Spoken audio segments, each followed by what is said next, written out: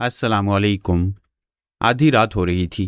त्यारे के अंदर खामोशी थी। कई मुसाफिर सो रहे थे और कई जाग रहे थे। सोने वालों में कोरोना थी। जोसेफ विस्की ने इस पर तनवीमी अमल किया था। अब वो अपनी तनवीमी नींद पूरी कर रही थी। कई जागने वालों में पारस और जोसेफ विस्की भी थे। जोसेफ विस्की इंतजार कर रहा था कि कोरोना 3 घंटे बाद नींद से बेदार होगी तो वो उसके दिमाग में जा सकेगा और वो एक मामूल और महकूम की हैसियत से उसे महसूस नहीं कर सकेगी। वो उसे हिप्नोटाइज करने के बाद मुतमईन हो गया था। ये कभी सोच नहीं सकता था कि वहाँ उसके तनवीमी अमल में मुदाखलत करने वाला कोई मौजूद हो सकता है। वो पारस की तरफ से मुतमईन था। उसे पागल खाने से आया हुआ एक जवान समझ रहा था। पारस ने उसकी यकीन और इत्मीनान से फ़ायदा उठाया था। तनवीमी नींद की इब्तदा में ही उसके अमल का तोड़ किया था। उसे दोबारा अपनी मामूल बना लिया था। अब वो उस शख्स को पहचानना चाहता था जो कोरोना को अपनी मामूल बनाना चाहता था। ये समझ रहा था कि वो इसी जहाज़ में मौजूद है। उसे पहचानने का मसला था। वो अपनी जगह से उठकर खड़ा हो गया। अब इस जहाज़ में चंद सीटें खाली नजर आ रही थीं। वो ज़रा दूर एक सीट पर जाकर बैठ गया। दाना डालकर जाओ तो मुर्गा खुद ही दाना चुगने पहुंच जाता है, पारस ने सोचा। जो कोरोना को फांसना चाहता है वो उसे तन्हा देखकर ज़रूर उसके पास आएगा। अभी नहीं आएगा तो तनवीमी नींद का वक्त पूरा होने के बाद ज़रूर आएगा। शिकार खेलने वाले कभी कभी इसी तरह शिकार होते हैं। थोड़ी देर बाद ही उसने देखा जोसेफ विस्की कोरोना के पास जाकर बैठ गया था। पारस पहले यकीन करना चाहता था कि दाने पर आने वाला मुर्गा वही है। कोई दूसरा भी खाली सीट देकर एक हसीनो जवान लड़की के पास आ सकता था। कोई जल्दी नहीं थी, इंतजार किया जा सकता था। 3 घंटे गुजर गए। कोरोना ने आंखें खोली। थोड़ी देर तक नजरें झुकाए सोचती रही, फिर सीधी होकर सीट पर बैठ गई। जोसेफ विस्की ने कहा, हेलो, तुम बहुत सोती हो। कोरोना ने चौंक कर उसे देखा, फिर इधर उधर नजरें दौड़ाते हुए पूछा, वो कहाँ है? क्या उसे पूछ रही हो जो यहाँ बैठा हुआ था? वो तो कोई पागल और अहमक सा जवान था। मुझसे दोस्ती करो, अब तो हमें साथ रहना है। वो ताज्जुब से बोली, हमें साथ क्यों रहना है? तुम कौन हो? क्या तुम भी पागल खाने से आए हो? वो हंसते हुए बोला, तुम्हें पागल बनाने आया हूँ। तुम मेरी दीवानी बनकर होगी। वो परेशान होकर बोली, ओ गॉड, एक पागल गया, दूसरा आ गया। देखो मिस्टर, मैं तुम्हें वार्निंग देती हूँ, जहाँ से आए हो वहाँ जाकर बैठ जाओ, वरना मुंह तोड़कर हाथ पर रख दूंगी। उसने बड़े फखर से मुस्कुराते हुए ख्याल ख्वानी की परवाज की। उसके दिमाग में पहुंचना चाहा। उसने फौरन ही सांस रोक ली। जोसेफ ने बड़ी हैरानी से उसे देखा।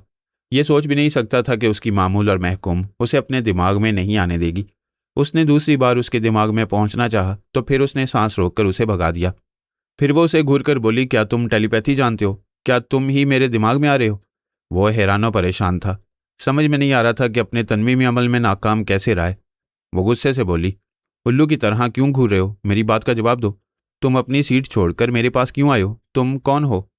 उसका वो गुरूर खत्म हो गया कि उसे अपना मामूल बना चुका है। उसने आजिज़ी से कहा, मैं दोस्त हूँ, तुम्हें अच्छी तरह जानता हूँ, तुम्हारा नाम कोरोना है। वो परेशान होकर उसे देखने लगी। ये नहीं चाहती थी कि कोई उसे कोरोना की हैसियत से पहचान ले। उसने पूछा, तुम मुझे कैसे जानते हो? मैं तुम्हारी बचपन से हिस्ट्री जानता हूँ। तुम्हारे बाप का नाम जॉन डगलस है। तुम्हारी माँ रूसी थी। इसराइल में उन दोनों का दाखिला ममनू था, इसलिए तुम बचपन ही से वालिदैन से बिछड़ गई थी। मैं तुम्हें उनके पास पहुंचा सकता हूँ। मुझ पर भरोसा करो, मुझसे दोस्ती करो। तुम मुझे वहां क्यों पहुंचाना चाहते हो? जो माँ बाप मुझे बचपन में छोड़कर चले गए, मैं उनकी सूरत भी देखना गवारा नहीं करूंगी। तुम मेरे बारे में और क्या जानते हो? तुमने इसराइली आर्मी ट्रेनिंग सेंटर में बड़ी ज़बरदस्त तरबियत हासिल की है। हेल्पा ने तुम्हें टेलीपैथी सिखाई है। उसने यकीनन तुम्हें अपनी मामूल बनाया होगा। क्या तुमने भी मुझे मामूल बनाने की कोशिश की थी? वो हिचकिचाते हुए बोला, हाँ, कोशिश तो की थी। समझ में नहीं आता कि मेरा अमल नाकाम कैसे हो गया। क्या तुम्हारी मैडम अल्पा ने मुझे नाकाम बनाया? मैं तुम में से किसी को अपने अंदर महसूस नहीं कर रही हूँ और ना करना चाहती हूँ। तुम्हें नाराज़ नहीं होना चाहिए, मैं समझ रहा हूँ अभी तुम्हारे अंदर कोई नहीं है। आइंदा मैं तुम्हें मामूल बनाने की गलती नहीं करूँगा। मुझसे दोस्ती करो। पारस ने कोरोना के जरिए पूछा, क्या वाकई दोस्ती करना चाहते हो? क्या दोस्त बनने का सबूत दोगे? बेशक, तुम आजमा कर देखो, मैं सच्चा दोस्त साबित हो सकता हूँ। तुम क्या सबूत चाहती हो? मैं तुम्हारी सच्चाई चाहती हूँ। सच बताओ, तुम कौन हो? तन्हा हो या तुम्हारे आसपास और भी टेलीपैथी जानने वाले हैं? झूठ बोलोगे तो दोस्ती नहीं होगी। वो थोड़ी देर तक सोचता रहा, फिर बोला, मेरा नाम जे काफू है। हम टेलीपैथी जानने वाले 3 साथी हैं। पारस अपने भाई पोरस के कुछ हालात जानता था। ये मालूम था कि 3J उसके मामूल हैं। कोरोना ने उसकी मर्जी के मुताबिक कहा, जब आदमी झूठ बोलता है तो कुत्ते की तरह भौंकता हुआ दिखाई देता है। मैं फिर तुम्हें एक मौका देती हूँ, सच बोलो, वरना यहाँ से उठकर चले जाओ। मुझे झूठा ना समझो। तुम अब तक इसराइल में रही हो, बाहर की दुनिया में टेलीपैथी जानने वालों से वाकिफ नहीं हो। मैं तुम्हें बता दूंगा कि कौन टेलीपैथी जानने वाला कहाँ है। तुम सिर्फ अपने बारे में बताओ, फिर मैं बताऊंगी कि वो 3J आजकल कहाँ है। हो सकता है तुम बता दो, लेकिन उनमें से एक मैं जे काफू हूँ और तुम्हारे पास बैठा हुआ हूँ। अब यहाँ से उठो और जाओ। जब भी सच बोलने का मूड हो तो दोस्ती करने के लिए चले आना। उठते हुए बोला, मैं अभी टॉयलेट से आता हूँ, फिर तुम्हें अपनी सच्चाई का यकीन दिलाऊंगा। वह टॉयलेट की तरफ जाने लगा। पारस अपनी सीट से उठकर उसके पीछे हो गया। जब वो टॉयलेट का दरवाजा खोलकर अंदर जाने लगा तो अचानक ही पारस ने पीछे से धक्का दिया। वो धक्का खाकर अंदर गया। पारस ने भी अंदर जाकर दरवाजे को बंद कर लिया। वो झुंझलाकर बोला, ये क्या हरकत है। पारस ने उसकी ठोड़ी के नीचे हाथ ले जाकर गले को दबोच लिया। जोसेफ विस्की कमजोर नहीं था। वह खुद को छुड़ाने की जद्दोजहद करने लगा, लेकिन उसका गला इस तरह शिकंजे में था कि उसकी सांस रुकने लगी। जद्दोजहद कमजोर पड़ने लगी। सांस रुकने का मतलब यह था कि दिमाग पर असर पड़ रहा है। अगर उसके दिमाग में पहुंच जाएगा तो मजीद सांस रोककर योगा का मुजाहरा नहीं कर सकेगा। पारस ने उसके अंदर पहुंचकर कहा, अब तुम बताओगे कि कौन हो। उसने सांस रोकने की कोशिश की। पारस ने हल्का सा जलजला पैदा किया। वह शदीद दिमागी तकलीफ के बायस चीखना चाहता था, लेकिन पारस ने उसके दिमाग पर कब्जा जमाकर चीखने से रोक दिया। वह टॉयलेट के अंदर गिरकर फर्श पर तड़पने लगा। जब तकलीफ की शिद्दत में कमी हुई तो उसके ख्यालात ने बताया उसका नाम जोसेफ विस्की है और तेजपाल की टीम से उसका ताल्लुक है।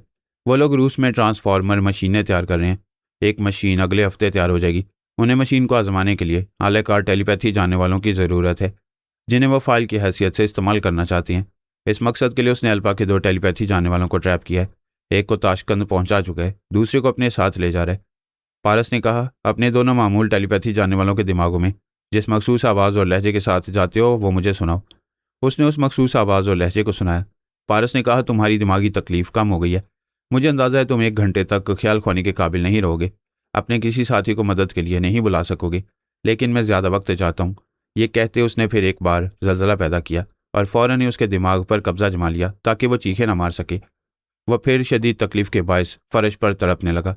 तकलीफ के बाद रफ्ता रफ्ता आराम आता ही है, उसे भी आराम आने लगा, लेकिन उस पर नीम बेहोशी तारी थी। वो उठने के काबिल नहीं था।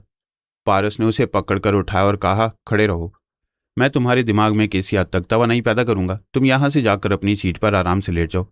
पारस ने उसका लिबास दुरुस्त किया, उसके बालों में कंघी की, फिर थपक कर कहा, शाबाश जाओ। पारस ने दरवाज़ा खोल लिया। वो बाहर निकलकर आहिस्ता आहिस्ता चलता हुआ अपनी सीट की तरफ जाने लगा।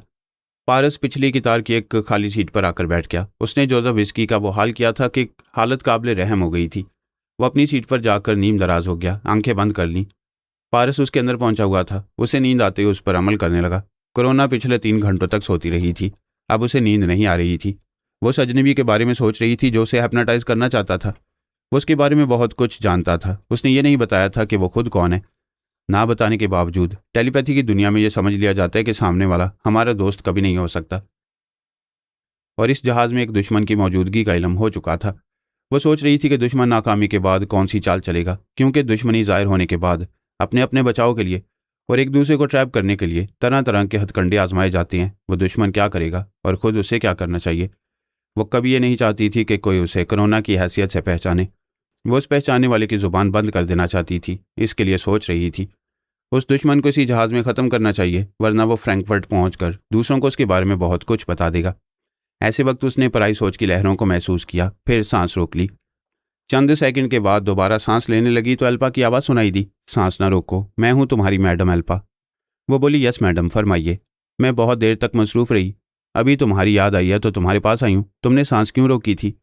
क्या मेरी सोच की लहरों को महसूस करने लगी हो, या कोई और बात है? बात कोई भी है, ये तो आप देख रही हैं कि मैं पराई सोच की लहरों को कबूल नहीं करती हूँ। आप भी मेरे लिए पराई हैं। अल्पा ने ताजुब से कहा, ओ गॉड, तुम्हारे ख्यालात से पता चल रहा है कि तुम किसी त्यारे में हो। नहीं, ये कैसे हो सकता है? तुम तो तिल अबैब में थी। मुझे फ़ौरन बताओ तुम कहाँ हो, कहाँ जा रही हो। ये बताना होता तो आपसे इजाज़त लेकर जाती। इसका मतलब है तुम नमक हराम हो, अपने मुल्क और कौम से गद्दारी कर रही हो। मैंने तुम्हारा नमक नहीं खाया है, और तुम ही एक मुहब्बे वतन यहूदी नहीं हो। मैं भी तुम्हारी तरह आज़ाद और खुद मुख्तार रहकर अपने मुल्क और कौम की खिदमत करती रहूँगी। ये मेरी समझ में नहीं आता कि तुम मेरे तनवीमी अमल से आज़ाद कैसे हो गई। मैडम, तुम सोचती रहो, मेरा वक्त ज़ाया ना करो। अपनी इस नई आज़ाद ज़िंदगी में बड़े चैलेंज का सामना है। मुझे अपना काम करने दो, यहाँ से जाओ। उसने सांस रोक ली। अल्पा दिमाग से निकल गई। वह मुस्कुराने लगी। ये बहुत बड़ी खुशी थी कि उसने अल्पा से निजात हासिल की थी। खुशी के साथ ये भी देख रही थी कि एक दुश्मन अचानक ही जहाज़ के अंदर पहुंच गया। वो फौरी तौर पर अपने बचाव के लिए चंद चीज़ें साथ लेकर आई थी।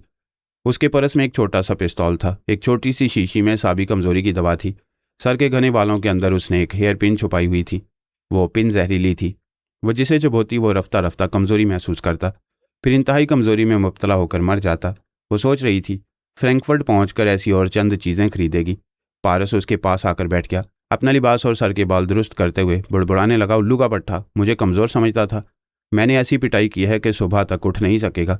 वो घूर कर बोली, क्यों बुड़बुड़ा रहे हो, फिर यहाँ क्यों आए हो? तुम्हें बताने आया हूँ। वो जो अभी तुम्हारे पास आकर बैठा हुआ था ना, मैंने उसे बेहोश कर दिया। वह चौंक कर बोली, किसकी बात कर रहे हो? अरे वही था। मैं टॉयलेट में जाने लगा तो मुझे धक्का देकर पहले जाने की कोशिश करने लगा। मैं कभी किसी से पीछे नहीं रहता, फिर ये कि टॉयलेट का मामला था, देर हो जाती तो मेरी पतलून खराब हो जाती। मैंने उसकी अच्छी तरह पिटाई कर दी। उसकी नाक से और बाछों से लहू रिसने लगा, उसका सर चकराने लगा। वो मुझसे मुआफ़ी मांग कर चला गया। वो देखो, ऐसे पड़ा है जैसे बेहोश हो गया हो। कोरोना ने अपनी कितार के आखिरी सिरे पर देखा। जोसेफ विस्की अपनी सीट पर आंखें बंद किए नीम दराज था।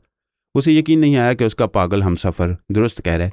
उसने सोचा अगर वाकई उसका सर चकरा गया है तो दिमागी तौर पर किसी हद तक कमज़ोर होगा, मेरी सोच की लहरों को महसूस नहीं करेगा।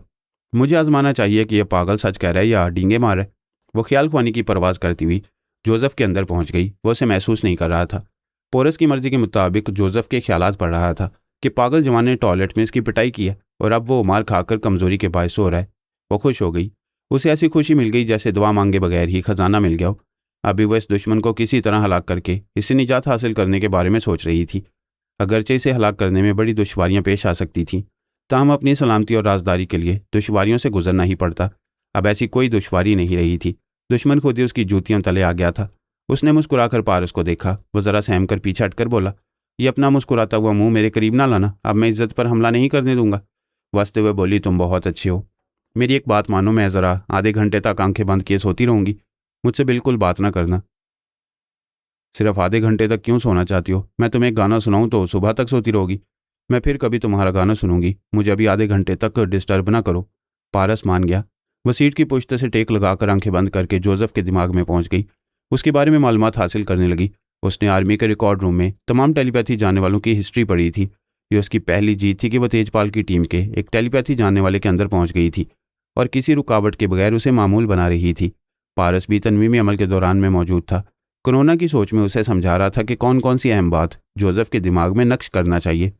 वो उसकी मर्जी के मुताबिक यही कर रही थी। उसने जोसेफ को हुक्म दिया, तुम ये भूल जाओ कि तुमने मुझ पर एक नाकाम तनवीमी अमल किया था। तुम्हें ये याद रहेगा कि मुझे हिप्नोटाइज करना चाहती थी मगर तुम्हें मौका नहीं मिला। तुम फ्रैंकफर्ट पहुंचकर मेरा ताक़ुब करना चाहोगे मगर मुझसे दूर हो जाओगे।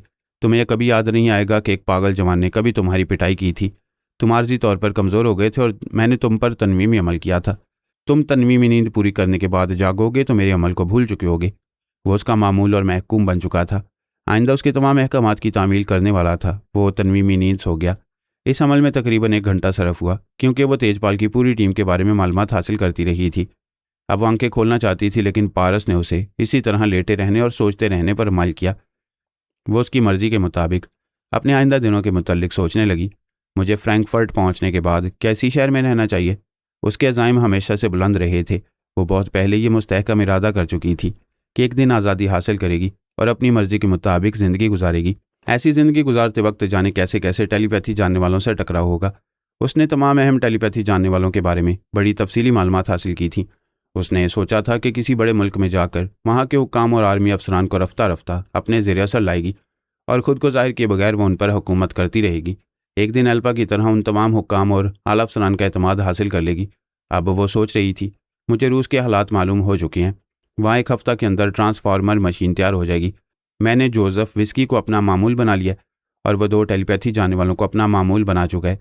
उनमें से एक ताशकंद पहुँच गया, दूसरा उसके साथ जा रहा है। मैं जोसेफ का लबो-लहजा इख्तियार करके उन दोनों को आलेकार बनाती रहूँगी। वह अल्पा से निजात हासिल करने के बाद इसराइल से निकलते ही इतनी कामयाबियाँ हासिल कर रही थी जिनकी वो तवक्को नहीं कर सकती थी। अब वो सोच रही थी कि जोसेफ के ज़रिए तेजपाल और उसके दूसरे साथियों की गुफ्तगू सुनती रहेगी। उनके तमाम मंसूबे और तमाम राजों से मालूम होते रहेंगे। वह रफ्ता रफ्ता मज़ीद कामयाबियाँ हासिल करती रहेगी। लेकिन बड़े सब्र व तहम्मुल से काम लेना होगा वरना बेसब्री और जल्दबाजी से काम बिगड़ जाएगा। पारस ने उसे इस बात पर माइल किया कि वो फ्रैंकफर्ट में फ़िलहाल एक आम सी लड़की की तरह कुछ अरसा रहेगी। किसी दोस्त या दुश्मन की मदाखलत के बगैर आइंदा के लिए इसी तरह ठोस मंसूबे बनाती रहेगी। उसे मामूल बनाने वाली अल्पा को यह दिखा देगी कि वह उससे किसी तरह कम नहीं है। उधर अल्पा की नींद उड़ गई थी। उसे इतला मिली थी कि उसने आर्मी के जिन दलेर ज़हीन और बासलाहियत जवानों को टेलीपैथी सिखाई थी उनमें से 2 जवान कहीं गुम हो गए हैं। उसे एक और शौक पहुंचा था कि उसकी खास और अहम मामूल कोरोना भी फरार हो गई है। उसका जहन काम नहीं कर रहा था कि अचानक ये सब कुछ कैसे हो गया है। उसने कोरोना पर बड़ी सख्त गिरफ्त रखी थी। उसने आर्मी के तमाम अफसरान से कहा, मैंने ये मशीन इसलिए तैयार नहीं की है कि मैं तुम लोगों के लिए टेलीपैथी जानने वाले पैदा करूं और तुम उन्हें गवाह होने के लिए आज़ाद छोड़ दिया करो। एक आला अफसर ने कहा, मैडम हमने बड़ी मजबूत गिरफ्त रखी है, लेकिन वो 2 जवान शहर के बाहर एक वीराने में ट्रेनिंग के दौरान अचानक लापता हो गए। तुम लोगों ने मुल्क से बाहर जाने वाले तमाम रास्तों की नाकाबंदी क्यों नहीं की? कोरोना को भी फरार का मौका कैसे मिल गया? क्या इन वाक़यात से तुम लोगों की कोताहियाँ साबित नहीं हो रही हैं? ऐसी बात नहीं है मैडम, आप जानती हैं कि हम फ़र्ज़ शनास हैं। हम अपने किसी भी टेलीपैथी जानने वाले से गाफिल नहीं रहते हैं, सभी को सख्त पाबंदियों में रखती हैं। एल्पा ने कहा, आइंदा भी उनमें से किसी को अगवा किया जाएगा तो तुम लोग इसी तरह की सफाई पेश करके फ़र्ज़ शनास बनते रहोगे। अमरीका में एक अरसे से यही होता है, उनके टेलीपैथी जानने वाले गवाह होते रहे हैं। वहाँ के ज़िम्मेदार अफसरान अपनी कोताहियों और कमज़ोरियों को समझ नहीं पाते हैं। अगर ऐसे यहाँ होता रहेगा तो क्या हम इस दुनिया में सर उठाकर जी सकेंगे? मैडम हम वादा करते हैं आइंदा ऐसा नहीं होगा। हम अपने इन तीनों के बाद अब किसी चौथे को किसी दुश्मन के हाथ नहीं लगने देंगे। मैं इस बार सब्र करती हूँ, लेकिन याद रखो, आइंदा हमारा एक भी टेलीपैथी जाने वाला तुम्हारी कस्टडी से निकलेगा तो मैं ट्रांसफार्मर मशीन तबाह बर्बाद कर दूंगी। फिर हमारे मुल्क में कोई टेलीपैथी जाने वाला पैदा नहीं होगा। तुम इन तमाम मुल्कों के गुलाम बनकर होगे जो टेलीपैथी की फ़ौज तैयार कर रहे हैं। उन्होंने वादा किया, आइंदा ऐसा नहीं होगा। एल्पा ने उनसे रब्ता करके पारस को मुखातिब किया, फिर पूछा, तुम कहाँ हो? मैं बड़ी उलझन में हूँ, क्या अभी मेरे पास आओगे? डमी पारस ने कहा, मैं तुम्हारे ख्यालात पढ़ चुका हूँ। मुझे अफसोस है कि अचानक 3 टेलीपैथी जाने वाले तुम्हारे हाथों से निकल गए। तुम उनके पर अच्छी तरह कुतरने में नाकाम रही हो। मैं अकेली कहाँ कहाँ ध्यान दे सकती हूँ। उनकी निगरानी की जिम्मेदारियाँ आर्मी और इंटेलिजेंस वालों पर थीं। क्या तुम मालूम कर सकते हो कि उन तीनों को किसने अगवा किया? जब उड़ने वालों के पर निकल आते हैं तो उनकी परवाज़ को कोई नहीं रोक पाता। हो सकता है उन्होंने खुद ही किसी तरह आज़ादी हासिल की हो, और अगर किसी दुश्मन ने उन्हें अगवा किया है तो दुश्मन सभी एक जैसे हैं। कोई दूसरा भी ऐसा करेगा। तुम कितनों को गुस्सा दिखाओगी? बेहतर अपने घर की दीवारें और दरवाजे मजबूत रखो। तुम ये बातें मेरे पास आकर कर सकते हो। अभी कहाँ हो? चंद फ़लस्तीनी मुसलमानों ने मुझे दावत पर बुलाया था, मैं उनके साथ वक्त गुजार रहा हूँ। अभी तुमसे एक ज़रूरी बात करने के लिए रब्ता करने वाला था। क्या तुम ज़रूरी बातें दूर ही दूर से करते रहोगे? मैं दावत के बाद आऊँगा। अभी मैंने 10 तालीम याफ्ता और ज़हीन मुसलमानों के नामों की फ़हरिस्त तैयार की है। मैं चाहता हूँ उन्हें ट्रांसफार्मर मशीन से गुजारा जाए। वो परेशान होकर बोली, ये क्या कह रहे हो? ये फ़लस्तीनी मुसलमान इसराइली हुकूमत के वफ़ादार नहीं रहते, बागियाना सरगर्मियों में मसरूफ़ रहते हैं। तुम इन्हें टेलीपैथी सिखाने के लिए कह रहे हो? अर्ज़ इसराइल से फ़लस्तीनी मुसलमानों का सदियों पुराना गहरा रिश्ता है। यहाँ तुम्हारे भी पैगंबर आए और उनके भी, तुम्हारे भी हुक्मरान आए और उनके भी। यहाँ आज के फ़लस्तीनी मुसलमानों का पूरा हक है। ये अपने हकूक़ का मुतालबा करते हैं तो इन्हें बागी कहा जाता है। पारस क्यों इन झगड़ों में पड़ रहे हो? पहले तो तुमने ऐसी कोई बात नहीं की थी। पहले ट्रांसफार्मर मशीन नहीं थी। ये मशीन तुम्हारी भी है, मेरी भी है। तुम यहूदियों को टेलीपैथी सिखा रही हो तो मैं मुसलमानों को सिखा सकता हूँ। बिल्कुल जायज़ बातें कर रहा हूँ। वो परेशान हो गई, कहने लगी, ओ नो पारस, मैं पहले ही बहुत परेशान हूँ, मुझे और परेशान ना करो। मैं अपनी मशीन अपने तौर पर इस्तेमाल करना चाहता हूँ, तुम्हें परेशानी क्यों होगी? तुम समझते क्यों नहीं? मेरे तमाम अकाबरीन को जब मालूम होगा कि मैं फ़लस्तीनी मुसलमानों को टेलीपैथी सिखा रही हूँ तो मेरी तमाम हुब्बुल वतनी और तमाम वफ़ादारियाँ खाक में मिल जाएंगी, मुझे गद्दार कहा जाएगा। अपने अकाबरीन को समझाओ, ये फ़लस्तीनी मुसलमानों के साथ मुत्तफ़िक होकर और मुत्तहिद होकर रहने का बेहतरीन मौका है। टेलीपैथी के ज़रिए यहाँ हमेशा इत्तेहाद कायम रहेगा। कोई एक दूसरे के खिलाफ साजिश नहीं कर सकेगा। टेलीपैथी किसी भी साजिश को पनपने नहीं देगी। तुम नहीं जानते, हमारे अकाबरीन कभी राज़ी नहीं होंगे। वो सुलह, सफाई, इत्तेहाद और अमन अमान के लिए राज़ी नहीं होंगे तो मैं उनसे मुज़ाकरात करूँगा। तुम मौजूद रहोगी, मैं जायज़ बातों की तायद करूँगा तो वो कायल हो जाएंगे। वो कुछ और परेशान हो गई। उसने कहा, नहीं, तुम उनसे मुज़ाकरात ना करो, मैं खुद ही उनसे बातें करूँगी और किसी न किसी तरह उन्हें कायल करूँगी। बेहतर है मैं इंतज़ार करूँगा। कल शाम तक मुझे जवाब दो। अगर उन्होंने इनकार किया तो मैं ट्रांसफार्मर मशीन को इस मुल्क में नहीं रहने दूंगा। डमी पारस ने राब्ता ख़त्म कर दिया। वो बुरी तरह बदहवास हो गई थी। कभी सोच नहीं सकती थी कि पारस के ताउन से मशीन तैयार करेगी तो वो इस मशीन पर अपना हक जताएगा और ऐसी बात मनवाना चाहेगा जिसे यहूदी कौम क़यामत तक नहीं मानेगी। उसकी नींद उड़ चुकी थी। वो बेयकीनी से टहलने लगी। अब ये बात उसके दिमाग में शिद्दत से चुभ रही थी कि वो पारस की मामूल है। उसकी सोच की लहरों को अपने दिमाग में आने से रोक नहीं सकती। वो टहलते टहलते रुक गई। एक तरफ खला में तकती हुई बोली, पारस, मैं तुमसे कुछ कहना चाहती हूँ, प्लीज़ मुझसे बात करो। वो इसी तरह खला में तकती हुई जवाब का इंतज़ार करने लगी। फिर बोली, देखो पारस, बहुत ज़रूरी है, प्लीज़ मुझसे टेलीपैथी की आंख मचोली ना खेलो, खामोश ना रहो, मेरी एक बात सुन लो। वो बार बार उसे मुखातिब करने लगी। डमी पारस वाकई उस वक्त मौजूद ना था। उसने सोचा था बाद में उसके अंदर जाकर मालूम करेगा कि वो उसके नए मुतालबे के सिलसिले में क्या कर रही है। एल्पा सोचने लगी, पता नहीं पारस मेरे अंदर मौजूद है या नहीं। मुझे अपने तौर पर कुछ कर गुजरना चाहिए, बाद में जो होगा देखा जाएगा। उसने यरूशलेम के एक आर्मी अफसर को मुखातिब करके कहा, मैं एल्पा बोल रही हूँ। इस वक्त जिस हाल में भी हो, जिस लिबास में भी हो, फ़ौरन उठकर खड़े हो जाओ। अब हमारे माहिर तनवीमी अमल करने वाले को फ़ौरन यहाँ लेकर आओ। मैं फार्म हाउस के कॉटेज में इंतज़ार कर रही हूँ, 1 मिनट भी ज़ाया ना करो। मैं तुम्हारे दिमाग में रहूँगी, फ़ौरन आओ। उसके अहकामात की तामील होने लगी। वो आर्मी अफसर 20 मिनट के अंदर एक हेप्नाटाइज करने वाले के साथ वहाँ पहुँच गया। एल्पा ने आर्मी अफसर से कहा, मैं तुम पर भरोसा करती हूँ। यह आमिल अभी मुझे हेप्नाटाइज करेगा और मेरे दिमाग को मुकफ्फल करेगा, ताकि किसी की सोच की भी लहरें मेरे अंदर आएँ तो मैं फ़ौरन महसूस करते ही उन्हें भगा दूँ। तुम आमिल की निगरानी करो ताकि ये मुझ पर कोई और अमल ना करे। सिर्फ 1 घंटे के लिए तनवीमी नींद सोने का वक्त मुकर्रर करे। अफसर ने कहा, मैडम मैं यहाँ मुस्ताद खड़ा रहूँगा, आपके हुक्म के मुताबिक तनवीमी अमल किया जाएगा। एल्पा ने कहा, मेरी तनवीमी नींद पूरी होने तक तुम तहखाने में जाओगे। यहाँ मेरे एतमाद के लोग मौजूद हैं। तुम उनकी मदद से मशीन खोलकर पैक कराओगे, फिर उसे किसी खुफिया अड्डे में तनहा पहुँचाओगे। किसी को अपना राजदार नहीं बनाओगे। वह तमाम ज़रूरी हदायत देने के बाद बिस्तर पर चारों शाने चित लेट गई। अपने जिस्म को ढीला छोड़ दिया, फिर आंखें बंद करती हुई बोली, कम ऑन, मुझ पर अमल करो, देर ना करो। उस कमरे में खामोशी छा गई। एल्पा ख्याल ख्वानी के जरिए खुद को थपक कर सुला चुकी थी और वो आमिल उस पर अमल कर रहा था। नानाका और वो दोनों गॉड फादर्स मंजर आम से गायब हो गए। अब किसी को नजर नहीं आ रहे थे, किसी से फ़ोन के जरिए रब्ता भी नहीं कर रहे थे। कोई नहीं जानता था कि वो कहाँ गुम हो गए हैं। इसका मतलब ये नहीं था कि वो शिकस्त खाकर कहीं मुंह छुपा रहे हैं या दुश्मन को ज़बरदस्त समझकर अपना बुरा वक्त टाल रहे हैं, ताकि खतरनाक दुश्मन टल जाएं तो वह फिर मंजर आम पर आ जाएं। वो तीनों गॉड फादर्स मौत को खेल समझते थे, किसी से डरकर कहीं छुपना गवारा नहीं करते थे। लेकिन उनके अपने टेलीपैथी जानने वालों ने धोखा दिया था, नानाका पर ज़बरदस्त जानलेवा हमला किया था। अगर वो अपनी बेहतरीन तलवारबाजी की सलाहियतों के बायस खुद को ना बचाता तो बेमौत मारा जाता। हालांकि हमला मैंने और सोनिया ने कराया था और ये जाहिर किया था कि उनके अपने टेलीपैथी जानने वाले ऐसा कर रहे हैं। नानाका बुरी तरह उनसे बदजन हो गया था, परेशान हो गया था कि अपने ही मददगार बनने वाले आस्तीन का सांप बनकर डस रहे हैं। जब अपने ही दुश्मन बन जाएं तो दूसरे दुश्मनों से ज़्यादा खतरनाक बन जाते हैं। ये मालूम नहीं होता कि वो फिर कब और कहाँ अचानक हमले करेंगे। उनसे बचने के लिए वक्ती तौर पर छुपना बहुत ज़रूरी था, ताकि वो उन टेलीपैथी जानने वाले दोस्त नुमा दुश्मनों को ख़त्म कर सके या उन्हें वहाँ से भगा सके। वो आर्जी तौर पर छुप गए थे। ये बात मैं नहीं जानता था, क्योंकि वहाँ मेरी मालूमात के ज़राए फ़िलहाल ख़त्म हो गए थे। मेरे चारों आलाकार सैमुराई मर चुके थे। वहाँ अब नए आलाकार बनाने की ज़रूरत थी। नानाका के 2 मुशीर द किलर और द विनर मेरे आलाकार बन सकते थे। मैं जब चाहता उनके अंदर पहुँच जाता, लेकिन नानाका ने उन दोनों से भी राब्ता ख़त्म कर दिया था। उन्हें अपनी रूपोशी के बारे में कुछ नहीं बताया था।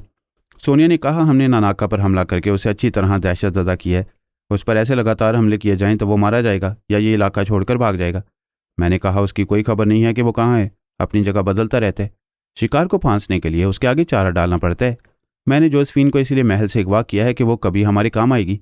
वो नानाका की बहुत से अहम राज ले आई है। उसके आदमियों से तलाश कर रहे हैं। वो नजर आएगी तो नानाका तक उसकी इतला पहुंचाएंगे। इस तरह हम उसका खुफिया अड्डा मालूम कर सकते हैं।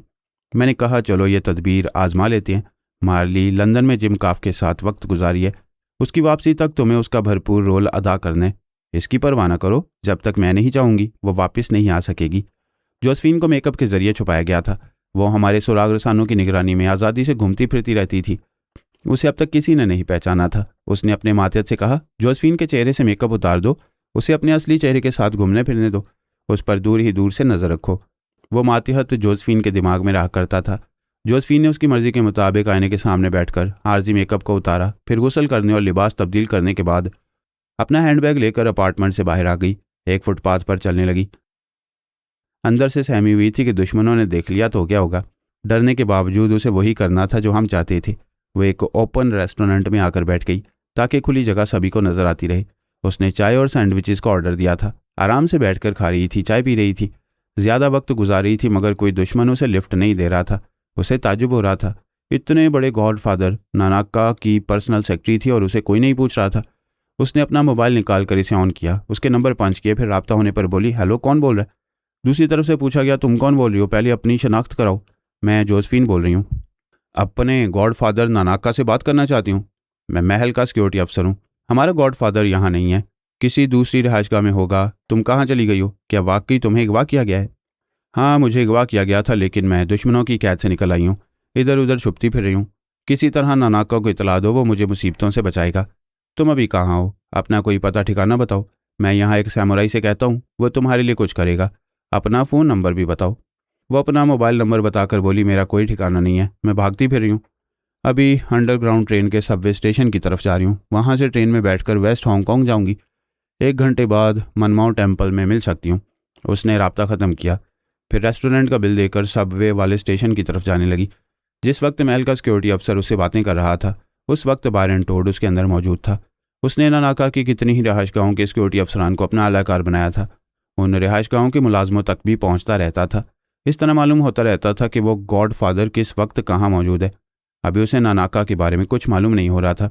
किसी भी रिहाइशगाह का सिक्योरिटी अफसर अपने आका के बारे में बेखबर था कि वो कहाँ है। यूं उसे ढूंढते फिरने के वक्त बायरन टोड ने सिक्योरिटी अफसर के जरिए जोसेफिन की बातें सुनी। फिर उस सेक्रेटरी के दिमाग में पहुंच गया।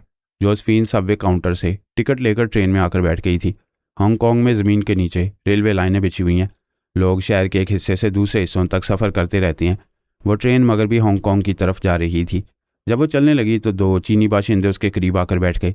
एक ने कहा, ताज्जुब है, तुम सिक्योरिटी के बगैर महल से बाहर नहीं आती हो, लेकिन अभी बिल्कुल तनहा हो। जोसेफिन ने पूछा, तुम कौन हो, मुझे कैसे जानती हो? मैं भी उसी आका का गुलाम हूँ जिसकी तुम सेक्रेटरी हो। तुम मुझे अपना सिक्योरिटी गार्ड समझ सकती हो। वो बोली, अगर तुम अपने ही आदमी हो तो मुझे किसी तरह नानाका तक पहुँचा दो। मैं महफूज नहीं हूँ, दुश्मन मुझे तलाश कर रहे हैं। क्या तुम्हारे पास मोबाइल फ़ोन है?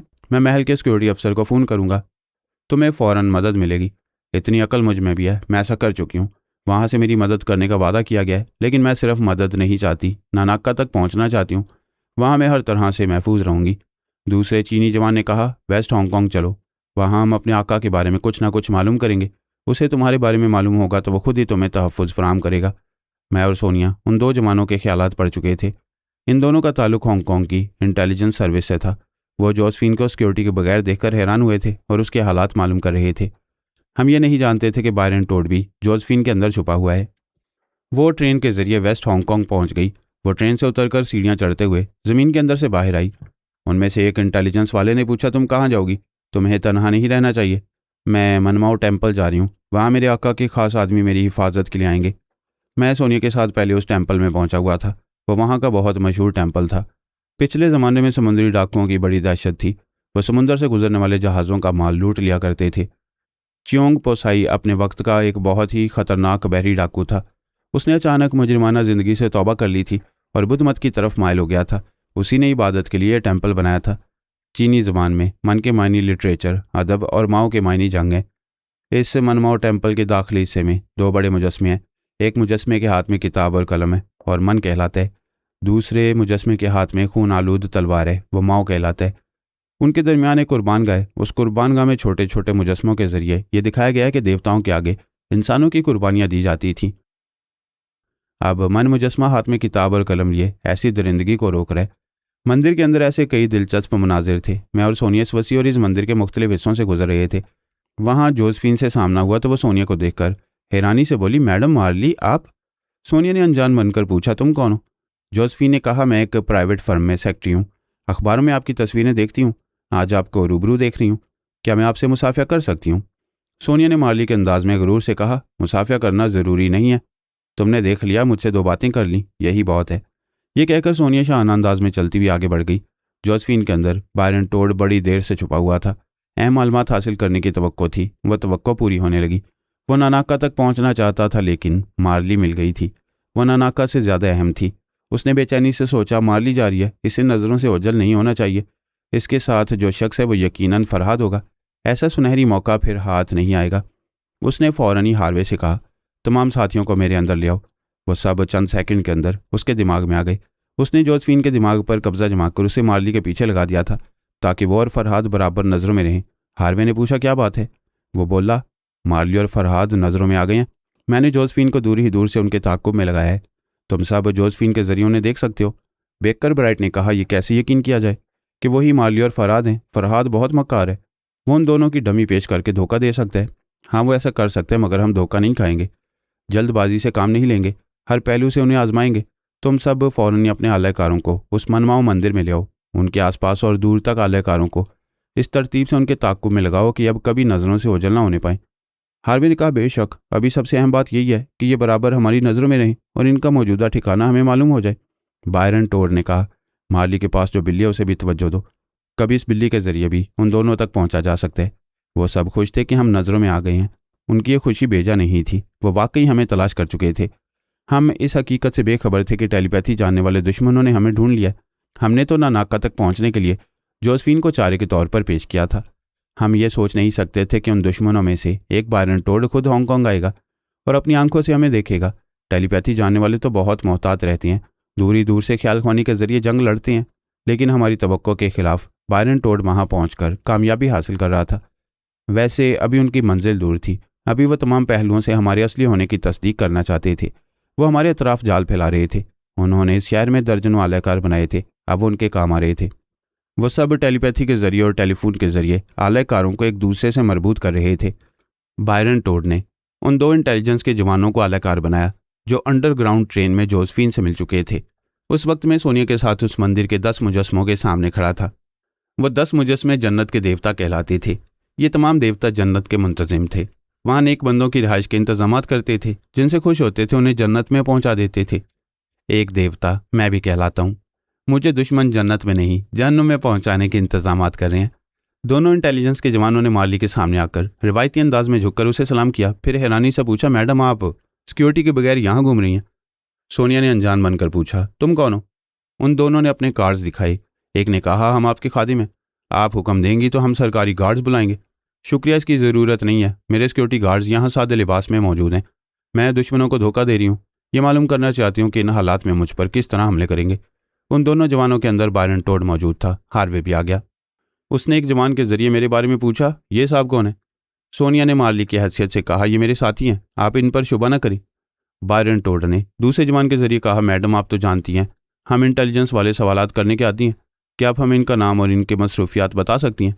सॉरी, तुम्हारे किसी आला अफसर ने पूछा तो बताऊंगी, तुम और कोई सवाल ना करो, यहाँ से जाओ। सोनिया का अंदाज बिल्कुल मार्ली जैसा था। वो यकीन करते जा रहे थे कि वही मैडम मार्ली है। फरहाद का नाम नहीं बता रही है, उसकी असलियत छुपा रही है। बेकर ब्राइट ने कहा, यह तस्दीक हो रही है कि यही मार्ली और फरहाद हैं। हार्वे ने कहा, और 2 तरह से तस्दीक करना चाहिए। कुछ ऐसे हालात पैदा हों कि मार्ली का वो साथी ख्याल ख्वानी करने पर मजबूर हो। उसके अंदाज से पता चल जाएगा कि वह टेलीपैथी के जरिए कहीं पहुंचा हुआ है और किसी से बोल रहा है। फिर यकीन होगा कि मार्ली के साथ रहकर ख्याल ख्वानी करने वाला शख्स फरहाद ही है। बायरन टोड ने कहा, एक और तरीका है, मार्ली पर हमला किया जाए और देखा जाए कि वो साथी मार्ली की किस तरह हिफाजत करेगा। उसके लिए जंग करेगा और ख्याल ख्वानी का हथियार इस्तेमाल करेगा, तो फिर उसके फरहाद होने में शुबे की कोई गुंजाइश नहीं रहेगी। वैसी ही तदबीर से मेरे असल फरहाद होने का यकीन कर सकते थे। उन सब ने मिलकर यही फैसला किया कि मार्ली पर हमला किया जाए और ये ख्याल रखा जाए कि हमला नाकाम ना हो। अगर नाकाम हो तो उन दोनों को फरार होकर कहीं रुपोश होने का मौका ना दिया जाए। हमारे दरमियान चूहे बिल्ली का खेल हो रहा था। ऐसे वक्त मानो को वहां कहीं चूहा नजर आ गया। वो सोनिया के बाजुओं से निकलकर उछलती हुई एक तरफ दौड़ती हुई जाने लगी। सोनिया ने आवाज़ दी, मानो रुक जाओ, कहाँ जा रही हो, रुक जाओ मानो। लेकिन वो एक तरफ भागती हुई नज़रों से ओझल हो गई। मैंने कहा, जाने दो, वो तुम्हारे बगैर नहीं रहती है, अभी आ जाएगी। माली की तरह उसकी बिल्ली मानो को भी दुश्मन जानते थे। वह दिन रात माली के साथ इस तरह लगी रहती थी कि उसकी शख्सियत का एक हिस्सा बन गई थी। सोनिया ने मानो कहकर उसे बार बार मुखातिब किया तो दुश्मनों को यकीन हो गया कि वही मानो है जिसे मैडम मार्ली मुखातिब कर रही है। उधर बायरन टोड बिल्ली के पीछे भागता हुआ गया। ख्याल ख्वानी के जरिए अपने आलाकार से बोला, मेरी कार में इंडिकेटिंग कंप्यूटर है, उसे फ़ौरन ले आओ। वह मंदिर के मुख्तलिफ हिस्सों में दौड़ता हुआ गया। फिर उसने एक जगह बिल्ली को दबोच लिया। बिल्ली के गले में एक पट्टा बंधा हुआ था। उसने अपनी जेब से एक छोटे से बटन के बराबर नन्हा सा आला निकाला। वो इंडिकेटर था, एक ऐसा सिग्नल था जो ये बताने वाला था कि आइंदा वो बिल्ली कहाँ कहाँ जाती रहेगी। उसने वो आला उस पट्टे से मुंसलिक कर दिया, फिर बिल्ली को छोड़ दिया। वह दौड़ती हुई एक तरफ चली गई। वो जिस चूहे के पीछे गई थी वो नजर नहीं आया, किसी बिल में जाकर छुप गया था। वो आराम से चलती हुई वापस सोनिया के पास आ गई। सोनिया ने उसे बाजू में लेकर उसे सहलाते और पुचकारते हुए कहा, यू नॉटी बेबी, तुम जरूर किसी चूहे के पीछे गई थी। ये गंदी आदत है, क्या तुम्हें अच्छी खुराक नहीं मिलती है? आइंदा चूहों के पीछे ना जाना। मैंने ख्याल ख्वानी के जरिए कहा, हमें घेरा जा रहा है, अब यहाँ से चलें। कहीं दूर तक जाते रहेंगे तो ताकुब करने वाले हमारी नज़रों में आते रहेंगे। हम मंदिर से निकलकर कार पार्किंग एरिया की तरफ जाने लगे। बायरन टोड तेजी से चलता हुआ अपनी कार में आकर बैठ गया। अपने आलाकार से बोला, ड्राइव करते रहो, मैं तुम्हें रास्ता बताता रहूँगा। वो कार की पिछली सीट पर था, ब्रीफकेस नुमा कंप्यूटर स्क्रीन पर देख रहा था। बिल्ली के पट्टे से जो इंडिकेटर मुंसलिक किया गया था वो इंडिकेटर कंप्यूटर स्क्रीन पर सिग्नल दे रहा था। स्क्रीन पर एक छोटा सा नुक्ता जलता बुझता एक तरफ हरकत कर रहा था। बायरन टोड को मालूम हो रहा था कि मार्ली मेरे और अपनी बिल्ली के साथ किन रास्तों से गुजर रही है। वो उसी के मुताबिक अपने आलाकार को उन रास्तों पर चलने का हुक्म दे रहा था। ख्याल ख्वानी के जरिए हार्वे बेकर साइमन और आंद्रे से कह रहा था, अपने तमाम आलेकारों को हुक्म देते रहो, वो मेरी कार के साथ आते रहेंगे। सोनिया ड्राइव कर रही थी। मैंने आधे घंटे तक अच्छी तरह देखने के बाद कहा, हमारा ताकुब किया जा रहा है, हम दोनों को एक साथ नहीं रहना चाहिए, रास्ता अलग करना चाहिए, वरना एक साथ गिरफ्त में आ जाएंगे। सोनिया ड्राइव करती हुई कार को एक तरफ मोड़ती हुई एक तंग सी गली में आई। वहाँ उसने चंद सेकंड के लिए कार रोकी। मैं उतर गया। मैंने एक टैक्सी में आकर बैठते हुए एक मातियत से कहा, टैक्सी ड्राइवर को कंट्रोल करो और सोनिया की कार से फासला रखकर चलते रहो। मातियत ने मेरे जरिए ड्राइवर की आवाज़ सुनी, फिर उसके दिमाग में पहुंचकर मेरे हुक्म की तामील करने लगा। दुश्मनों का ख्याल था कि वो मुझे और मार्ली को घेर रहे हैं, जबकि सोनिया उन्हें घेरती हुई शहर से ज़रा दूर एक खंडर में ले आई। हमें ये मालूम करना था कि ताकुब करने वालों में नानाका के कितने खास आदमी हैं और हम किस तरह उन्हें आलाकार बनाकर फिर पहले की तरह नानाका के करीब पहुंच सकेंगे। हम अब तक बायरन टोड और उसके टेलीपैथी जानने वालों से बेखबर थे, लेकिन ये बात ज़हन में थी कि वो ख्याल ख्वानी करने वाले भी हमारे खिलाफ कुछ ना कुछ कर रहे होंगे। ऐसे वक्त मेरी मातियत ने बताया कि मैं जिस टैक्सी में सफ़र कर रहा हूँ उसका ड्राइवर शहर के एक हिस्से से दूसरे हिस्से तक हथियार वगैरह सप्लाई करता है। मैं जहाँ बैठा हुआ हूँ उस सीट के नीचे जदीद साख्त की शॉर्ट गन और हैंड ग्रेनेड छुपा कर रखे गए हैं। वो मुझे मेरी मंजिल तक पहुँचाने के बाद वो तमाम हथियार एक मतलूबा शख्स तक पहुँचाएगा। सोनिया एक जगह कार को रोकने के बाद उन खंडरात में पहुँच गई थी। उन खंडरात के आसपास कई गाड़ियाँ आकर रुक गई थीं। बायरन टोड के कई मुसल्ला आलाकार उन गाड़ियों से निकलकर उन खंडरात के मुख्तलिफ हिस्सों तक फैलते जा रहे थे। हार्वे, साइमन, बेकर और आंद्रे उन तमाम आलेकारों को कंट्रोल कर रहे थे। वहाँ एक जगह सोनिया चलते चलते ठिठक गई। सामने कुछ फासले पर बायरन टोड आकर खड़ा हो गया था। मुस्कुराकर कह रहा था, हाय मार्ली, अभी तुम अपने यार के साथ थी, उसे कहाँ छोड़ दिया है? सोनिया मानो को सहलाते हुए बोली, अपनी मोटी अकल से समझ सकते हो कि मैं तन्हा मुसीबतों को दावत देने यहाँ नहीं आई हूँ। मेरा मुहाफिज टेलीपैथी जानता है, वो मेरे अंदर मौजूद है। हाँ, वो बहुत बड़ा चालबाज है, खुद को जिस्मानी तौर पर नुकसान से बचा रहा है। तुम्हें ये यकीन है कि वो पहले की तरह इस बार भी ख्याल ख्वानी के जरिए तुम्हारी जान बचाएगा, लेकिन कैसे बचाएगा? सोनिया ने अचानक ही घूमकर एक किक मारी। वो लात हथौड़े की तरह उसके मुंह पर पड़ी। वो पीछे की तरफ लड़खड़ाता हुआ एक शिकस्ता दीवार से टकरा कर रुक गया। फिर एक हाथ उठाकर बोला, बस दूसरा हमला न करना, वरना गोलियों से छलनी हो जाओगी। अपने आसपास देखो। सोनिया ने इधर उधर घूमकर देखा। उसके पीछे और दाएं बाएं कितने ही गनमैन खड़े हुए थे। सबने उसे निशाने पर रखा हुआ था। बायरन टोड ने कहा, तुम्हारा ख्याल ख्वानी करने वाला फरहाद एक है या उसके पीछे 1000 ख्याल ख्वानी करने वाले हैं, लेकिन वो सब हम में से किसी के दिमाग में नहीं आ सकेंगे। ये तमाम गूंगे गनमैन हैं और मैं योगा का माहिर हूँ। अब तुम्हारा क्या बनेगा मार्ली? ये वाकई मुश्किल सिचुएशन थी। सोनिया को चारों तरफ से घेर लिया गया था। वो दुश्मनों के ख्याल के मुताबिक मैडम मार्ली होती तो बहुत ज़्यादा तशवीश की बात ना होती, लेकिन वो तो सोनिया थी, मेरी जान थी। वो मरती तो मैं शर्म से मर जाता। मैंने कहा, वो शायद गोली नहीं चलाएंगे, ज़्यादा से ज़्यादा तुम्हें ज़ख्मी करेंगे, कैदी बनाएंगे, लेकिन तुम्हें ज़ख्मी करने का उन्हें मौका नहीं देना चाहिए। वो बोली, हाँ, मैं पहली बार बुरी तरह फंस गई हूँ। तुम दूर रहकर कोई भी कार्रवाई करोगे तो ये मुझ पर गोलियां बरसाएंगे, तुम्हें कुछ करने का मौका नहीं मिलेगा। आजमाइश की घड़ी ऐसी होती है, इससे मुश्किल आजमाइश में तुम सलामत नहीं रहोगी तो फिर कौन तुम्हें सोनिया और मुझे फरहाद कहेगा? आओ हम अपनी अपनी हाजिर दिमागी को आजमाएं। वो मानो को सहलाते हुए बोली, मुझसे बातें न करना, मैं पूरी तरह दिमागी तौर पर हाजिर रहूंगी। ठीक है, मगर मानो को मेरे पास भेज दो। वो मानो से बोली, यहाँ चारों तरफ मौत है, तुम्हें मेरे साथ नहीं मरना चाहिए, जाओ यहाँ से। उसने बिल्ली को नीचे छोड़ दिया। वो दौड़ती हुई एक तरफ चली गई। फिर उसने बायरन टोड से पूछा, तुम कौन हो, मुझसे क्या चाहते हो? वो हंसते हुए बोला, मैं वही हूँ जिसने हेलीकॉप्टर में तुम पर हमला किया था, फिर तुम्हारे किले में अपने आलाकारों के जरिए पहुंचा था। फरहाद ने बड़ी चालबाजियों से तुम्हारी जान बचाई थी। इस बार पूछो वो तुम्हें कैसे बचाएगा। अच्छा, तो तुम टेलीपैथी जानने वालों में से एक हो। मेरा ख्याल है मुझे जान से नहीं मारोगे। मुझे कैदी बनाकर मेरे जजीरे पर और मेरे किले पर कब्जा जमाओगे। अपने टेलीपैथी जानने वाले साथियों के साथ वहाँ हुकूमत करोगे। ये फरहाद से पूछो कि वो तुम्हें जख्मी होने और कैदी बनने से कैसे बचाएगा। अगर तुम चाहती हो कि जख्मी ना किया जाए तो फिर मुझे अपने दिमाग में आने दो। मैं तुम्हारे अंदर मामूली सा जलजला पैदा करूंगा, तुम्हारे दिमाग को कमज़ोर बनाऊंगा, फिर तुम्हारे अंदर बैठकर हुकूमत करता रहूंगा। वो बोली, ये बात मेरे मजाज के खिलाफ है। मैं मर जाऊंगी मगर किसी टेलीपैथी जानने वाले दुश्मन की कनीज नहीं बनूंगी। तुम बड़े इत्मीनान से बोल रही हो। क्या तुम्हारे यार ने तुम्हें यकीन दिलाया है कि तुम यहाँ से जिंदा सलामत ले जाएगा? वो यार ही क्या जो इन हालात में प्यार ना करे और अपने प्यार की हिफाजत ना करे। तुम मुझे जख्मी करने और मार डालने के लिए यहाँ कितने गनमैन ले आए हो? तुमने फरहाद की टेलीपैथी का रास्ता रोक दिया। मुझे कहीं से भी मदद पहुंचेगी तो उससे पहले ही तुम्हारे आलाकार मुझे गोलियों से छलनी कर देंगे, मगर ऐसा नहीं होगा। जब दुश्मन मौत बनकर जिंदगी के तमाम रास्ते बंद कर देते हैं, तब हमारी जहानत गुल खिलाती है। ये देखो। बायरन टोड ने एक तरफ देखा, मानो तेजी से दौड़ती हुई आई थी, फिर उछलकर सोनिया के बाजू में पहुंच गई थी। तब बायरन टोड ने चौंक कर देखा, बिल्ली के गले में जो पट्टा बंधा हुआ था, उस पट्टे से एक हैंड ग्रेनेड मुंसलिक था। सोनिया ने इस हैंड ग्रेनेड को पट्टे से अलग करते हुए बायरन टोड की तरफ बढ़ते हुए कहा, अगर जरा सी हरकत करोगे या अपने आलाकारों को फायरिंग का हुक्म दोगे तो यह ग्रेनेड फटेगा। जब तुम्हारे आदमियों के हाथों मरना ही है तो फिर क्यों ना तुम्हें भी साथ लेकर मरूं। हम तो डूबे हैं सनम, तुमको भी ले डूबेंगे। सोनिया ने ग्रेनेड की चाबी को अपने दांतों में दबा रखा था।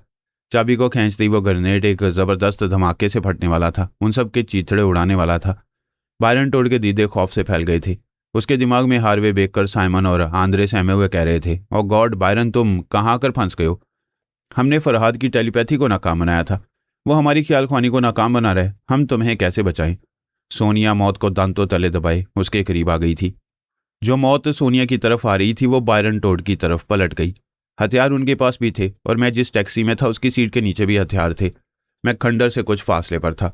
वहां से इन हथियारों को इस्तेमाल करता तो दूसरे ही लम्हे वो सोनिया को गोली मार देते। ऐसे वक्त हाजिर दिमागी से सोचना होता है, सांप को इस तरह मारा जाए कि अपनी लाठी भी ना टूटे। मैंने सोनिया को टूटने नहीं दिया। बिल्ली के गले में घंटी नहीं बांधी जाती, मैंने बम बांध कर भेज दिया। उस बम को बिल्ली के पट्टे से मुंसलिक करते वक्त मैंने उस इंडिकेटर को देखा जो बायरन टोड ने वहां छुपा रखा था। मैंने ख्याल ख्वानी के जरिए सोनिया को उस इंडिकेटर के बारे में बता दिया था। वो बायरन टोड को वार्निंग दे रही थी कि वहां एक भी गोली चलेगी तो उसी लम्हे ग्रेनेड ब्लास्ट होगा और वो हराम मौत मारा जाएगा। बायरन टोड यह एजाज हासिल करना चाहता था कि टेलीपैथी की दुनिया के सबसे पुराने खिलाड़ी को उसने घेर कर हलाक किया है। वो मुझे घेरने या मारने के लिए हांगकांग आया था। अब उसकी मौत सोनिया के दांतों तले आ गई थी। वो अपने दांतों से ग्रेनेड की पिन को दबाए हुए थी। उसे एक झटके से अलग करते ही मौत यकीनी हो जाती। वो खौफ से लरसते हुए बोला, इसे दांतों से हटाओ, पहले मेरी बात सुन लो। सोनिया उसके पीछे आ गई, एक हाथ से उसकी गर्दन दबोच कर बोली, अब मैंने इसे दांतों से हटा दिया है, मेरे पीछे दीवार है, सामने से या दाएं बाएं से गोलियां चलेंगी तो पहले तुम्हें लगेंगी। ये कहते हुए उसने निहायत सफाई के साथ उस नन्हे से इंडिकेटर को बायरन टोड की जेब में डाल दिया। उधर मैंने उसकी कार के पास आकर ब्रीफ केस नुमा कंप्यूटर को पिछली सीट से उठा लिया, ड्राइवर को वहां से भागने पर मजबूर किया, फिर टैक्सी में वापस आकर बैठ गया। उसने हमारा पता ठिकाना मालूम करने के लिए जो हरबा इस्तेमाल किया था, अब वही हरबा हम उस पर इस्तेमाल करने वाले थे। मैंने कहा, सोनिया इसे फरार होने का मौका दो और यहाँ चली आओ। सोनिया ने एक बाजू से उसकी गर्दन दबोच रखी थी। उसने कहा, मैं फिर इसे दांतों से दबा रही हूँ, यहाँ से जाते वक्त कोई मुझ पर गोली ना चलाए वरना तुम्हारा ये बॉस मारा जाएगा। वो उसकी गर्दन दबोच कर एक तरफ ले जाते हुए कहने लगी, तुम्हारे टेलीपैथी जानने वाले साथी तुम्हारी यह हालत जार देख रहे होंगे। पहले फरहाद मजबूर था, अब तुम्हारे साथी मजबूर हैं, तुम्हें टेलीपैथी के जरिए बचा नहीं सकेंगे। वो बोला, तुम मुझे कहाँ ले जा रही हो? अपनी मौत से दूर और तुम्हारी मौत के करीब ले जा रही हूँ। जिंदा रहना चाहते हो तो इन सबको यहाँ से भाग जाने का हुक्म दो। उसके तमाम टेलीपैथी जानने वाले साथी उन सबको वहां से भाग जाने का हुक्म दे रहे थे। वो वापस जाने लगे। जब वो अपनी गाड़ी में बैठकर दूर निकल गई तो सोनिया जानबूझकर यूं गिर पड़ी जैसे ठोकर खाकर गिर पड़ी हो। बायरन टोड ने बड़ी फुर्ती दिखाई, फौरन ही झुककर उसके हाथ से ग्रेनेड छीनकर वहां से भागने लगा। वो अपनी सलामती के लिए वहां ग्रेनेड को ब्लास्ट नहीं कर सकता था। सोनिया वहां से उठकर दौड़ती हुई मेरे पास आ गई। मैंने दरवाज़ा खोला, वो बैठ गई, फिर टैक्सी वहां से चल पड़ी। बायरन टोड जान बचाने के लिए जैसे सर पर पाँव रखकर भाग रहा था। उसने अपनी गाड़ी के पास आकर देखा, ड्राइवर नजर नहीं आया। ये मालूम करने का वक्त नहीं था कि वो कहाँ चला गया है। वो खुद ही कार ड्राइव करते हुए वहां से रवाना हो गया। बेकर ने कहा, मैं अभी से ड्राइवर के दिमाग में गया था, वो ख्वामखा कहीं भागा जा रहा है। फरहाद के किसी टेलीपैथी जानने वाले ने उसके दिमाग पर कब्जा जमाया होगा। हार्वे ने कहा, ड्राइवर को जहन्नुम में डालो, बायरन की जान बच गई, यह हमारे लिए खुशी और इत्मीनान की बात है। आंद्रे ने कहा, इससे ज़्यादा खुशी की बात यह है कि फरहाद माली को बचाने में मसरूफ़ था, उसे इतना मौका नहीं मिला कि वो बायरन को जख्मी करके उसके दिमाग में घुस जाता। हार्वे ने कहा, वाकई बायरन, ये तुम्हारी खुशकिस्मती है, अब फरहाद तुम पर काबू पाने के लिए कोई भी जरिया इख्तियार नहीं कर सकेगा। तुम अपनी जगह बदलो, किसी दूसरी जगह रिहाइश इख्तियार करो। साइमन ने कहा, बायरन को वहां रहने की ज़रूरत ही क्या है, फरहाद ने उसकी बू सूंघ लिया, अब वो पूरे हांगकांग में उसे तलाश करता फिरेगा। बायरन ने कहा, मैं बहुत परेशान हो गया हूँ, ये कभी सोच नहीं सकता था कि यूँ अचानक फरहाद के शिकंजे में आ जाऊँगा। थैंक्स गॉड, खुशकिस्मती से बच गया हूँ। अब यहाँ नहीं रहूँगा, किसी भी पहली फ्लाइट से मेरी रवानगी का इंतज़ाम करो। एक ने कहा, साइमन तुम्हारी रवानगी का इंतज़ाम कर रहे, हम महसूस करें कि तुम अब तक अंदर से लरज़ रहे हो। अब तक फरहाद के हमले की दहशत तारी है, खुद को संभाल लो, हाजिर दिमाग रहो। उसने कार एक जगह रोक दी, फिर वहां से उतरकर काफ़ी दूर पैदल चलने के बाद एक होटल के कमरे में आ गया। हार्वे ने कहा, यह तीसरे दर्जे का होटल है, ना साफ़ सुथरा माहौल है, ना साफ़ सुथरा खाना मिलता है। मुझे यहाँ हमेशा नहीं रहना है, जल्द से जल्द सीट हासिल करो। मैं रात की किसी भी फ्लाइट से चला जाऊँगा। फरहाद कभी ये नहीं सोचेगा कि मैं ऐसे थर्ड क्लास होटल में रह सकता हूँ। साइमन ने कहा, कल सुबह तुम्हें 8 बजे की फ़्लाइट से जाना है। तुम्हें अभी रात की फ़्लाइट में सीट हासिल करना चाहिए थी। मैंने प्राइवेट फ्लाइंग कंपनी के एक आलेकार के ख्यालात पढ़े। उनसे पता चला है कि मार्ली रात 11 बजे अपने 2 सीटर में यहाँ से जाएगी। शायद फरहाद भी उसके साथ जाएगा। उसके बाद यहाँ तुम्हारे लिए कोई खतरा नहीं रहेगा। तुम दुश्मनों की नज़रों में आए बगैर सुबह की फ़्लाइट से जा सकोगे। बायरन टोड ने कायल होकर कहा, यह ठीक है, पहले दुश्मन को यहाँ से जाना चाहिए। मैं बुरी तरह नर्वस हो गया हूँ। सुबह तक यहीं आराम करूँगा। वो होटल के एक कमरे में कैद हो गया। ये तय कर लिया कि बाहर नहीं निकलेगा। हार्वे ने काले कार के जरिए उसके कमरे में मेकअप का सामान पहुंचाया। वो अपना चेहरा तब्दील करने लगा। रात को उसने खाने का ऑर्डर दिया। खाने के बाद उसे चहलकदमी की आदत थी। वह हर रात खाने के बाद दूर तक टहलने के लिए जाया करता था, लेकिन उस रात बाहर नहीं गया। सोचा होटल की छत पर जाकर थोड़ी देर तक टहलना चाहिए। जब वो छत पर जाने के लिए अपने कमरे से निकला तो पेट में कुछ गड़बड़ होने लगी। वो वापस आकर टॉयलेट चला गया। पेट वाकई खराब हो गया था। वो टॉयलेट से आकर थके हुए अंदाज में एक कुर्सी पर बैठ गया। थोड़ी देर बाद फिर टॉयलेट में गया। हार्वे ने कहा, मैंने पहले ही तुमसे कहा था, ये कोई साफ सुथरा होटल नहीं है। यहाँ का खाना तुम्हारे मजाज के मुताबिक नहीं होगा। जब 1 घंटे बाद उसे तीसरी बार टॉयलेट जाना पड़ा तो उसने होटल के मालिक से खाने की शिकायत की और डॉक्टर को बुलाने के लिए कहा। डॉक्टर ने आकर मुआयना किया, फिर दवाएं देते हुए कहा, आपसे खाना हजम नहीं हुआ है। आप ये 2 गोलियां रखें, अभी एक खा लें, अगर अफाका न हुआ तो दूसरी खा लें। मैं कंप्यूटर स्क्रीन पर देखता रहा था कि वो किस होटल में पहुंचा हुआ है। मैंने वहां के एक मुलाजिम को आलाकार बनाकर उसके खाने में मामूली सी गड़बड़ की थी, ताकि उसे और उसके साथियों को किसी किस्म का शुबा ना हो। और वो नहीं समझ पा रहे थे कि पहले मैं उसकी कमज़ोरी का माकूल जवाब पैदा कर रहा हूँ, फिर उसे रफ्ता रफ्ता कमज़ोर बना रहा हूँ। मैंने डॉक्टर के दिमाग पर भी कब्जा जमाया था और उसके ज़रिए ऐसी गोलियां दी जिन्होंने उल्टा असर दिखाया। उसके पेट में और गर्मी पैदा हो गई और ज़्यादा गैस पैदा होने लगी। सुबह होते होते वो इस कदर कमज़ोर हो गया कि उसे अस्पताल पहुंचाना पड़ा। वह सफ़र करने के काबिल नहीं रहा।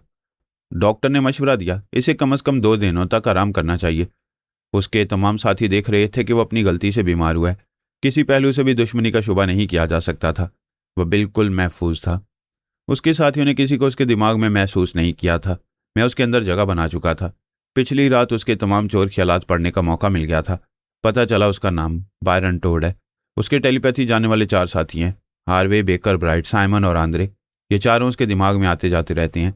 उसे यकीन दिलाते रहते हैं कि फरहाद उसकी बीमारी से बेखबर है, कोई दुश्मन ना आ रहा है ना आ सकेगा। मैंने उसके ख्यालात से उसके साथियों का पता ठिकाना मालूम किया। आमतौर पर एक दूसरे के दोस्त बनकर रहने वाले अपने काबिल एतमाद दोस्तों को भी अपना पता नहीं बताते। ये अंदेशा रहता है कि कोई दुश्मन एक को ट्रैप करेगा तो उसके जरिए दूसरे साथियों का पता मालूम कर लेगा, लेकिन वे एक दूसरे का पता ठिकाना जानते थे। बायरन टोड बेकर ब्राइट का पता इस तरह जानता था कि उसी ने बेकर को हिंदुस्तान में अंडरवर्ल्ड का गॉडफादर बनाया था। ये जानता था कि वह अपनी महबूबा एमिली के साथ मुंबई के एक बहुत महंगे और शानदार इलाके में रहता था। बायरन टोड ने साइमन और आंद्रे को भी फ्रांस और इटली में अंडरवर्ल्ड का गॉडफादर बनाया हुआ था, लिहाजा उनके बारे में भी जो कुछ जानता था वो मैंने मालूम कर लिया। बायरन टोड और हार्वे दोनों बरसों पुराने दोस्त थे। फिर उनके दरमियान रिश्तेदारी हो गई। बायरन ने हार्वे की बहन से शादी की थी और हार्वे बायरन की बहन के साथ जिंदगी गुजार रहा था। वो एक दूसरे से दूर रहते थे, लेकिन एक दूसरे के घर आते जाते रहते थे। मैंने अपने मातहत सुराग रसानों को उन चारों टेलीपैथी जानने वालों के नाम, पते और फ़ोन नंबर बताए। फिर ताकीद की कि उन्हें इस तरह ट्रैप किया जाए कि किसी एक को दूसरे की खबर ना हो। एक को ट्रैप किया जाए तो दूसरा मोहतात ना होने पाए। वो तमाम मातियत मेरी हदायत पर अमल करने लगे। मैं और सोनिया नानाका तक पहुंचना चाहते थे। इसके लिए जोसेफिन को अलाकार बनाया था, लेकिन इन टेलीपैथी जानने वालों की शामत आई थी। वो हमारे बिछाए हुए जाल में फंस रहे थे। अभी यकीन से नहीं कह सकता था कि वो मेरे शिकंजे में आ जाएंगे। चंद घंटों के बाद नताइज सामने आने वाले थे।